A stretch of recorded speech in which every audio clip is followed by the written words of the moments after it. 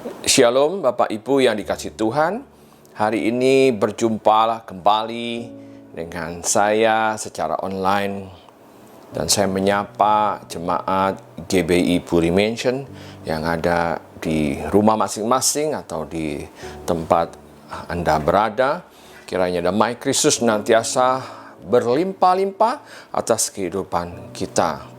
Sebelum kita mendengarkan kebenaran firman Tuhan, kita akan berdoa terlebih dahulu. Bapak, Ibu, saudara-saudara semua, bangkit berdiri, kita berdoa bersama. Bapa kami yang ada di sorga, terima kasih pada hari ini kami dapat beribadah secara online. Dan kami akan mendengarkan kebenaran firman Tuhan. Tuhan, pakai kami semuanya yang mendengarkan, biarlah hidup kami menjadi berkat bagi banyak orang. Kami mendengar firman Tuhan dan kami melakukannya.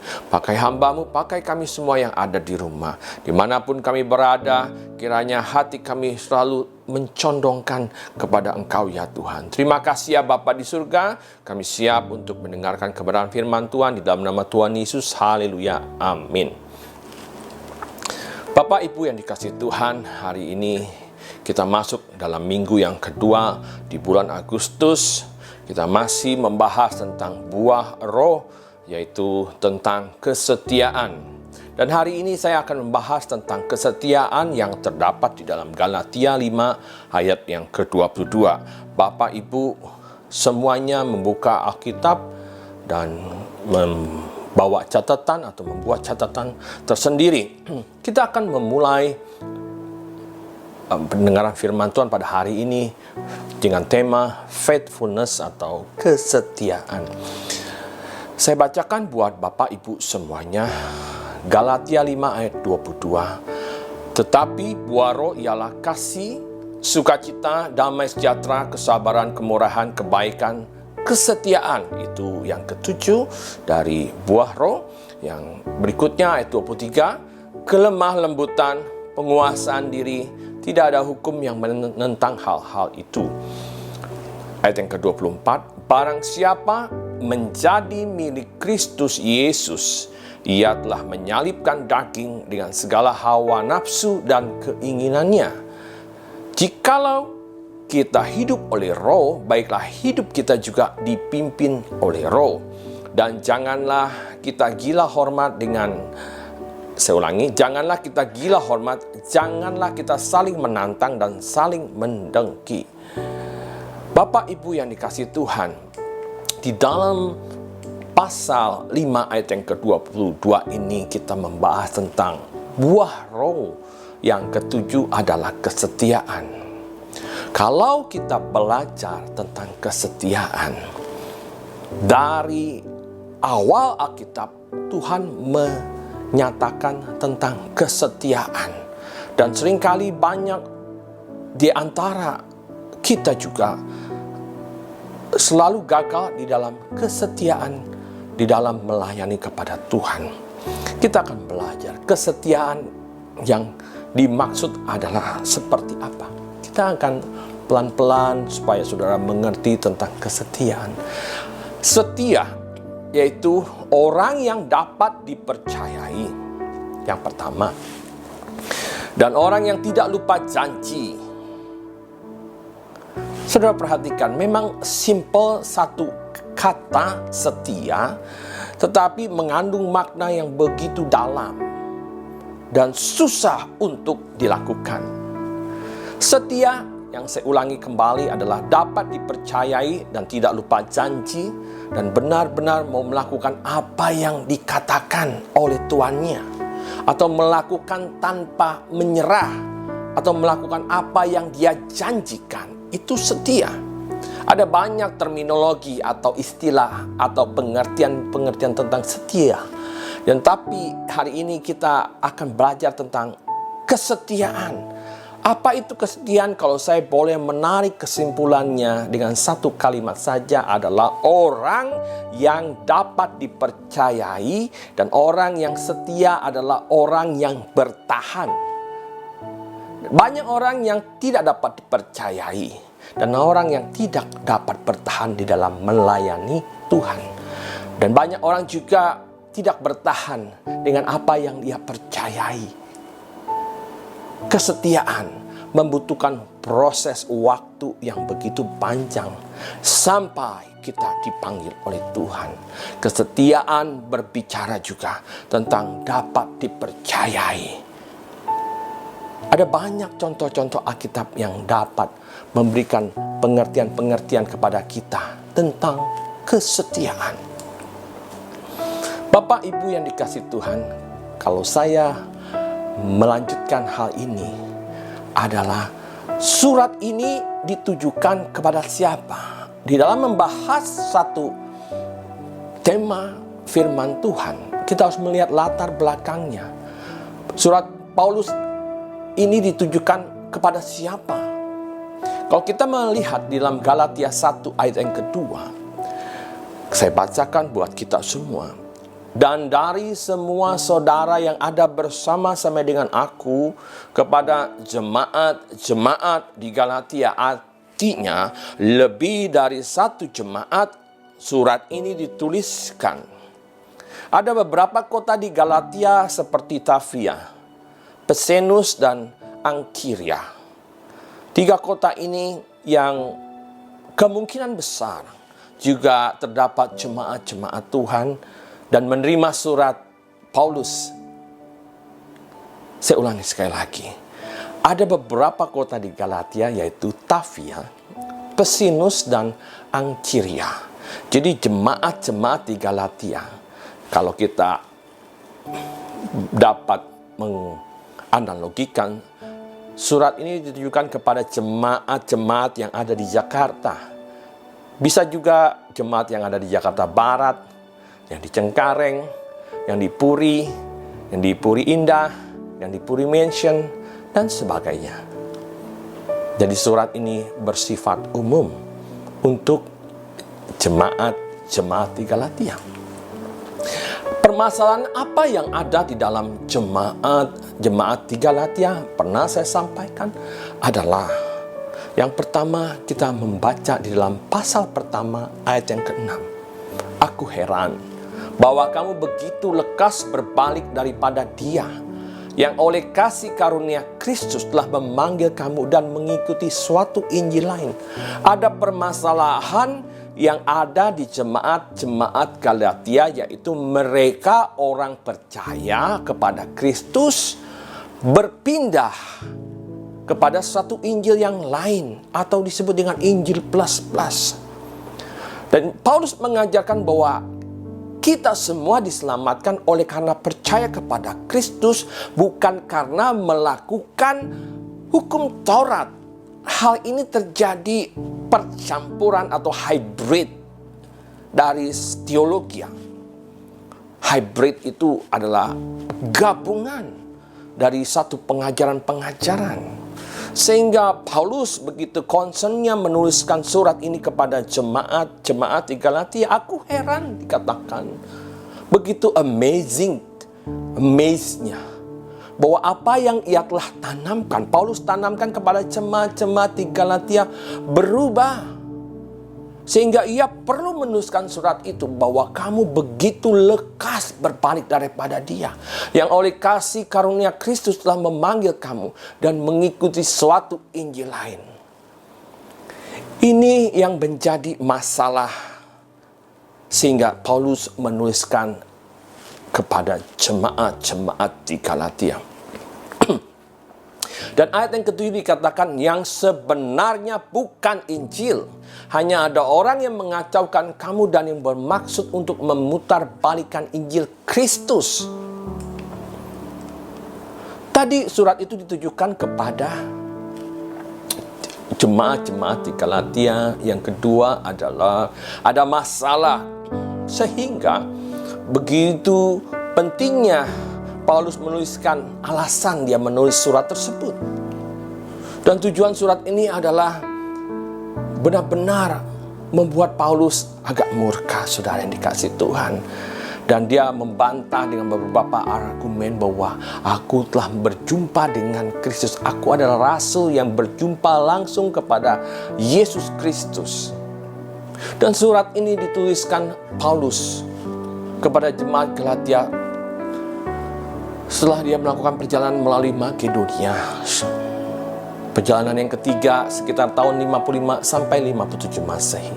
Bapak Ibu yang dikasihi Tuhan, kalau kita membaca kebenaran firman Tuhan dan banyak di antara kita mengabaikan latar belakangnya, penulisan surat ini harus dijelaskan.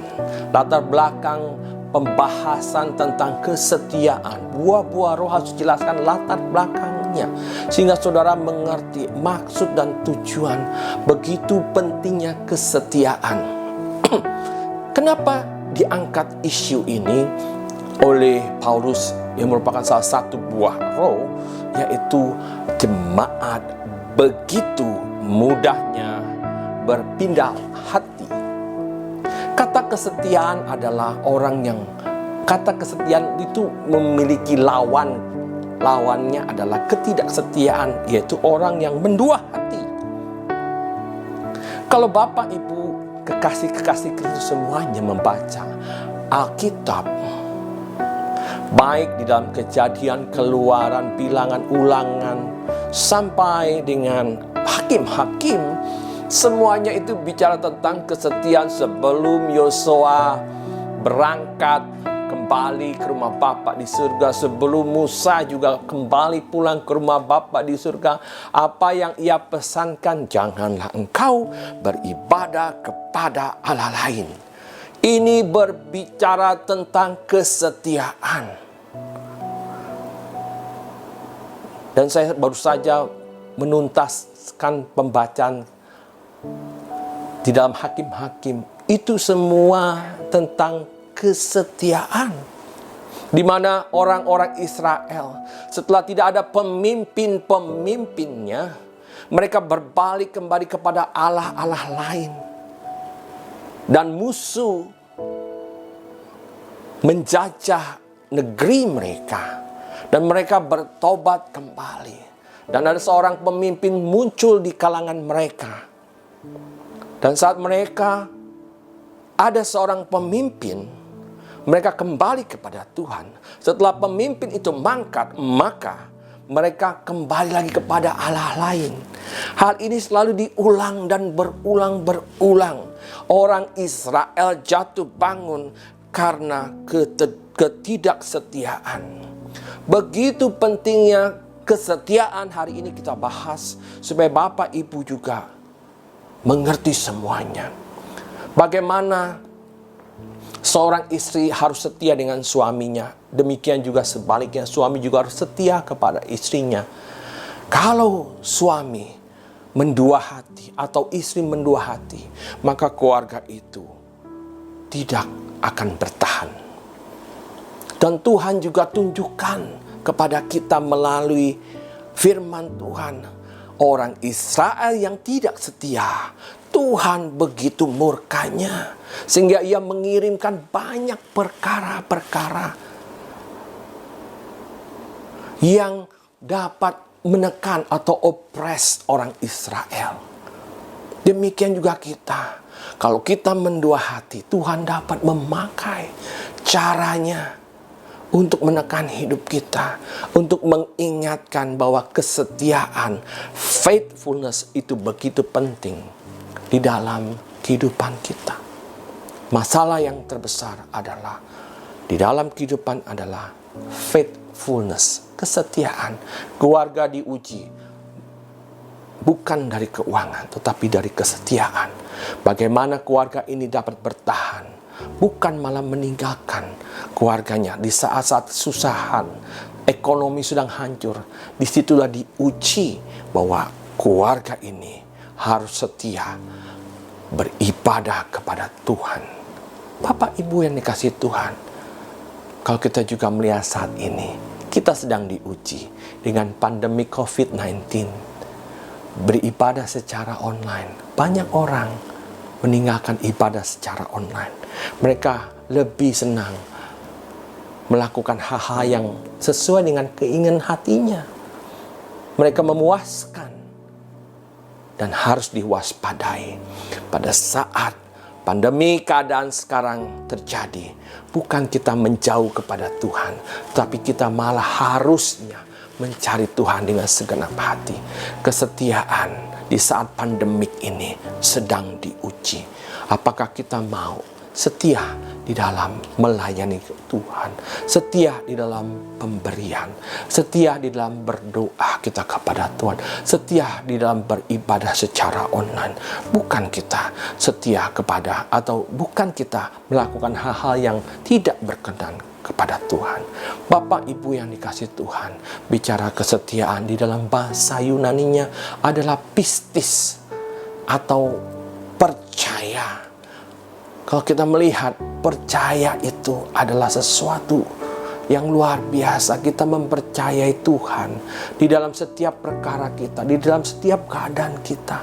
Tuhan tidak pernah meninggalkan. Hari ini mungkin kita merasakan bahwa Tuhan meninggalkan kita, tetapi itulah yang Tuhan ajarkan bagi kita, bagaimana kita tetap setia. Dia Allah yang setia, yang tidak pernah meninggalkan kehidupan saya dan saudara. Bagaimana dengan kita? Apakah kita tetap setia kepada Tuhan Yesus?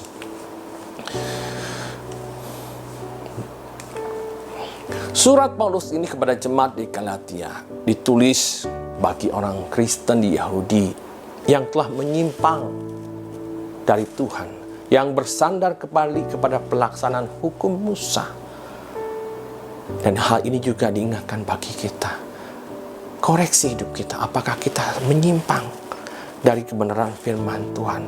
Kita yang telah mengecap kasih karunia, kita yang telah mengecap kebaikan Tuhan di saat-saat pandemik hari ini, bukan kita malah menjauh pada Tuhan. Tuhan tetap setia. Bagaimana dengan sikap kita? Apakah kita tetap setia memegang janji-janji Tuhan?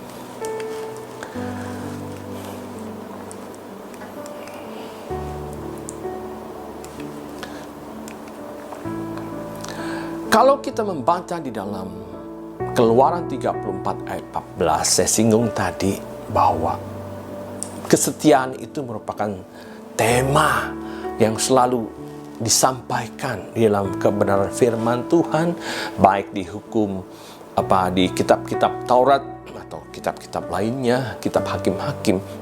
Saya katakan sekali lagi, Exodus atau Keluaran 34 ayat 14 mengatakan, sebab janganlah engkau sujud menyembah kepada Allah lain, karena Tuhan yang namanya cemburuan adalah Allah yang cemburu.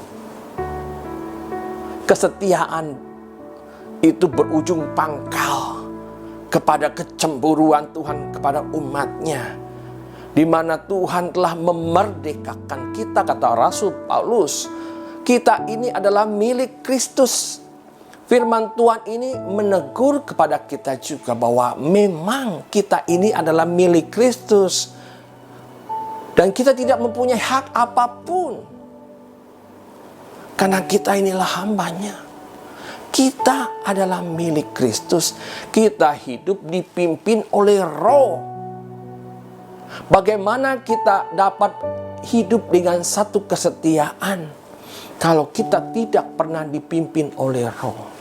Itulah gunanya kita dipenuhi oleh Roh Kudus, supaya buah itu memancarkan keluar.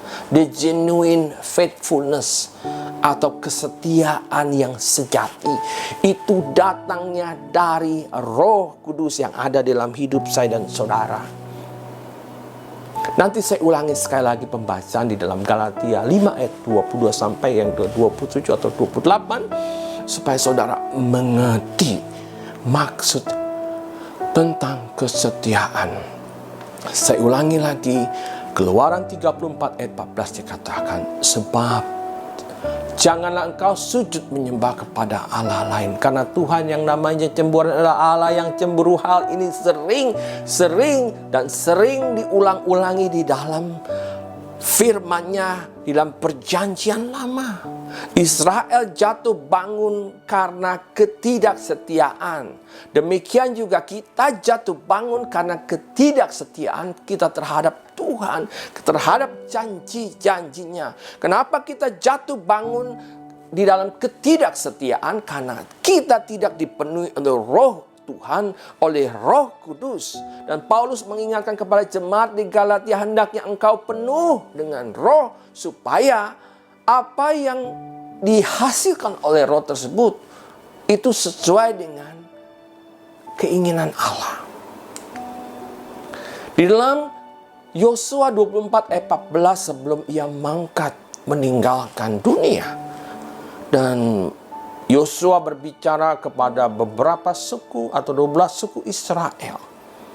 Dia katakan, oleh sebab itu takutlah akan Tuhan dan beribadahlah kepadanya dengan tulus, ikhlas dan setia. Jauhkanlah Allah yang kepadanya nenek moyangmu telah beribadah di seberang sungai Efrat dan di Mesir, dan beribadahlah kepada Tuhan. Dan Yosua mengingatkan orang Israel tersebut.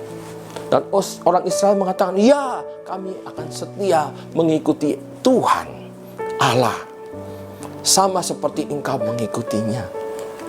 Di ayat yang ke-15 dikatakan firman Tuhan, tetapi jika kamu anggap tidak baik untuk beribadah kepada Tuhan, pilihlah pada hari ini kepada siapa kamu akan beribadah. Allah yang kepada nenek moyangmu beribadah di seberang sungai Efrat, atau Allah orang Amori yang negerinya kamu diami ini. Tetapi aku dan seisi rumahku, kami akan beribadah kepada Tuhan. Saudara, kalau melihat sejarah perjalanan Yosua dan Kaleb, ia begitu setianya di samping Musa.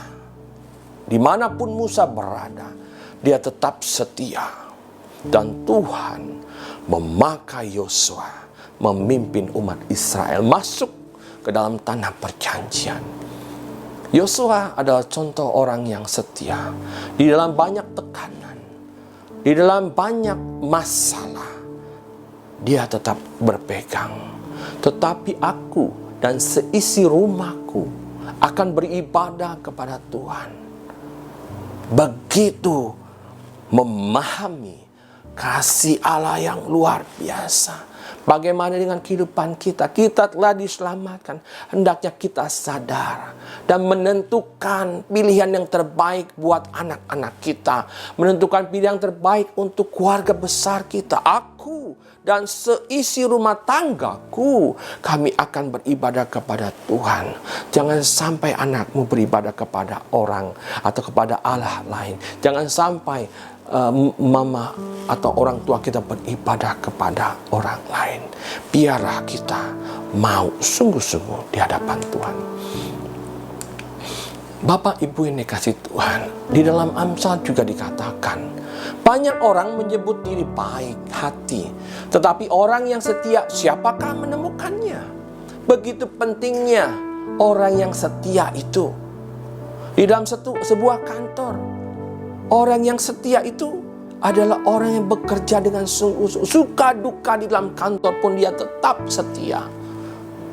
Dia yakin dan percaya bahwa Tuhan pasti memulihkan apabila keadaannya memang tidak memungkinkan. Bapak Ibu yang dikasih Tuhan, Amsal sudah jauh-jauh hari, tetapi orang yang setia, siapakah yang menemukannya?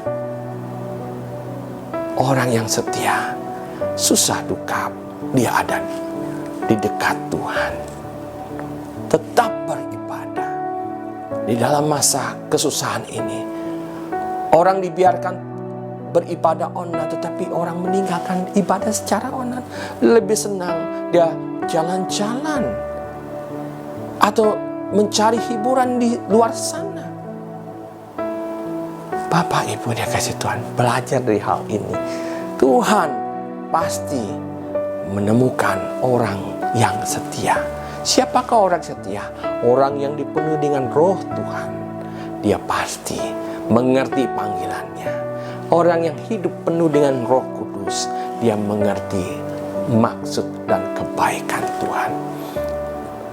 Di ayat yang ke-16 dari Galatia 5 ayat ke-16, bagaimana kita dapat hidup di dalam kesetiaan yang sesuai dengan kebenaran firman.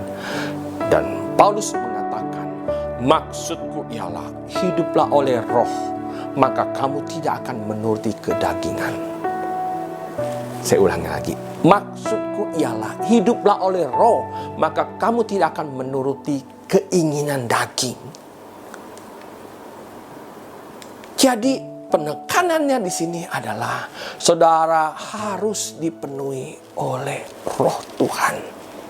Kita semua harus dipenuhi oleh Roh Kudus. Supaya apa? Supaya kita mengeluarkan buah-buah kesetiaan di dalam keluarga kita, di dalam melayani Tuhan. Sungguh luar biasa firman Tuhan. Bapak Ibu yang dikasihi Tuhan, kalau kita mau belajar dengan sungguh-sungguh arti dari semuanya ini, maka kita dapat menuai ke hasil yang luar biasa. Saya ulangi sekali lagi Bapak Ibu, ayat yang ke-24 dari Galatia 5 dikatakan, barang siapa menjadi milik Kristus Yesus, ia telah menyalibkan, kata telah loh, bukannya akan. Barang siapa menjadi milik Kristus Yesus, saya dan saudara adalah milik Kristus, kita telah menyalibkan daging dengan segala hawa nafsu dan keinginannya. Di dalam deklarasi atau di dalam baptisan selam itu telah disinggung bahwa kehidupan lama kita telah dikuburkan, disalibkan, dan kita hidup menjadi manusia yang baru. Saya yakin dan percaya jemaat GBI Puri Mansion adalah orang-orang yang sudah menyalibkan kedagingan dengan segala hawa nafsu. Dan saya percaya jemaat GBI Puri Mansion adalah semuanya milik Kristus. Semuanya telah dipenuhi oleh Roh, sehingga menghasilkan buah-buah yang sesuai dengan kebenaran firman Tuhan. Kiranya hari Minggu ini menjadi berkat bagi kita semuanya. Kiranya kita hidup dengan kesetiaan kepada Tuhan. Tuhan memberkati. Amin. Kita berdoa. Bapa kami yang di surga, terima kasih hamba-Mu telah selesai menyampaikan kebenaran firman Tuhan. Kiranya Tuhan memateraikan dengan Roh Kudus-Mu sehingga kami boleh mengerti dan melakukannya. Sebentar kami akan menerima berkat Tuhan. Biarlah Tuhan yang menurunkan semuanya itu. Mari kita bangkit berdiri. Kekasih-kekasih Kristus, tinggallah di rumahmu masing-masing sampai pada masa kesusahan. Berkat Allah Bapa di surga tercurah atas kehidupan keluargamu. Dan cinta kasih Tuhan kita Yesus Kristus melingkupi hidup kita semuanya. Dan persekutuan dengan Roh Kudus menyertai kita mulai hari ini sampai Tuhan Yesus menjemput kita di awan-awan yang permai. Kita yang percaya katakan amin. Tuhan Yesus memberkati. Selamat hari Minggu.